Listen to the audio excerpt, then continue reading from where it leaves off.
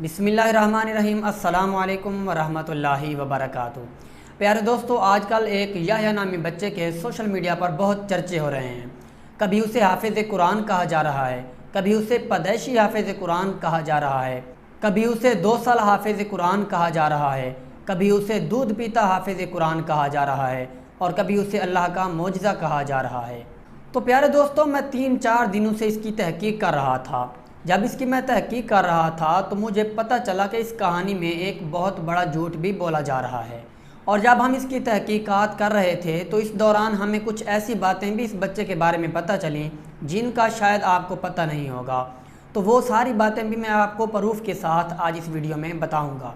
इस बच्चे के लिए जो दावे किए जा रहे हैं, पहले तो मैं आपको वो 1-2 क्लिप दिखा देता हूँ, फिर उसके बाद सारी हकीकत इंशाअल्लाह आपके सामने रखूँगा। तो इसलिए आधी बात सुनकर अपनी राय का इजहार मत करें, पहले मेरी बात को कंप्लीट होने दें, फिर उसके बाद आप अपनी राय का इजहार कर सकते हैं। तो आइए फिर पहले हम 1-2 छोटे छोटे क्लिप देख लेते हैं। मुकम्मल वीडियोस नहीं देखते क्योंकि आपने वो वीडियो देखी हुई होंगी गालबन। तो 1-2 छोटे छोटे क्लिप हम चला के देख लेते हैं और फिर उसके बाद जो सारी मालूमात है वो मैं आपको देता हूँ। और तो और ये नन्हा सा नटखट बच्चा दुनिया का सबसे कम उम्र हाफिज़ कुरान होने का एजाज भी हासिल कर चुका है। ये बच्चा कुरान करीम का पक्का हाफिज है। वो सिवाय कुरानी आयात, मुख्तसर अहादीस और मसनून दुआओं के एक लफ्ज भी नहीं बोल सकता। 2 साला नन्हा बच्चा रवानी के साथ कुरान पाक की तिलावत करता है। इसके गांव के लोग फखरिया लोगों को बताते फिरते हैं कि हम याह्या के गांव में रहते हैं, यानी कि कुरान पाक की बरकत से वो 2 साला बच्चा अपने गांव की पहचान और फखर बन चुका है। इस बच्चे का दायां हाथ 6 उंगलियों पर मुश्तमिल है।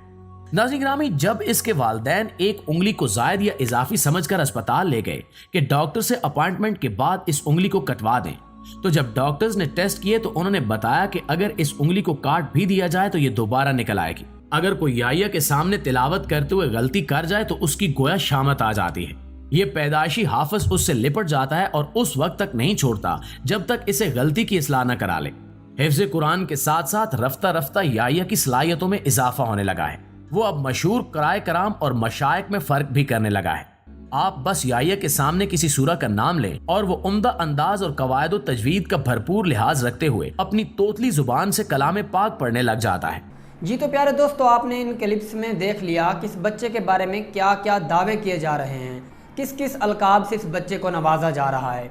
तो अब हम आते हैं अपने मेन मकसद की तरफ कि इस पूरी कहानी में, इस पूरी स्टोरी में झूठ कहाँ मिलाया जा रहा है। तो प्यारे दोस्तों, जब इस बच्चे के बारे में हम तहकीकात कर रहे थे तो 2 बातें ऐसी भी नज़र आईं जो कि यकीनन किसी मुआजिज़े से कम नहीं, और 2 बातें ऐसी भी नज़र आईं जो कि शायद आपको जानबूझकर बताई ही नहीं गई। पहली बात तो ये है कि इस वीडियो को 2023 का मुआजिज़ा कहा जा रहा है।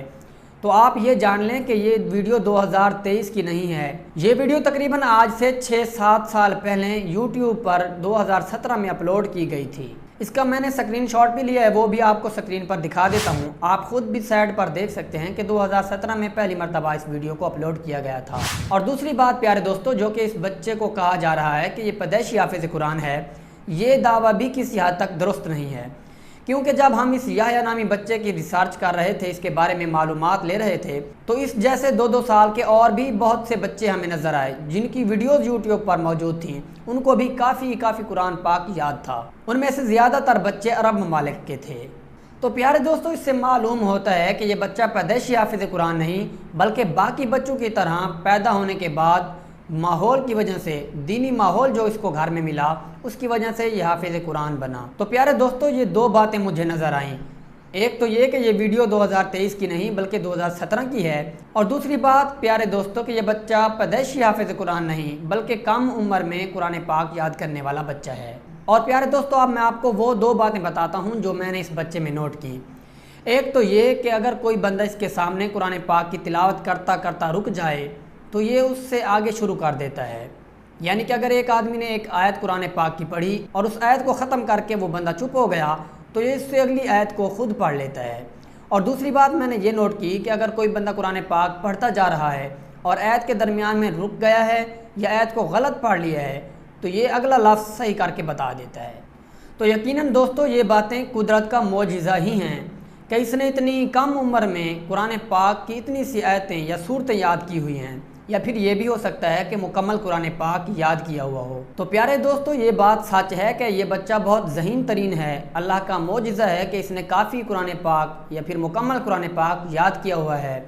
लेकिन याद रहे कि ये वीडियो 2023 की नहीं बल्कि 2017 की है, यानी आज से तकरीबन 6-7 साल पहले की काफ़ी पुरानी वीडियो है।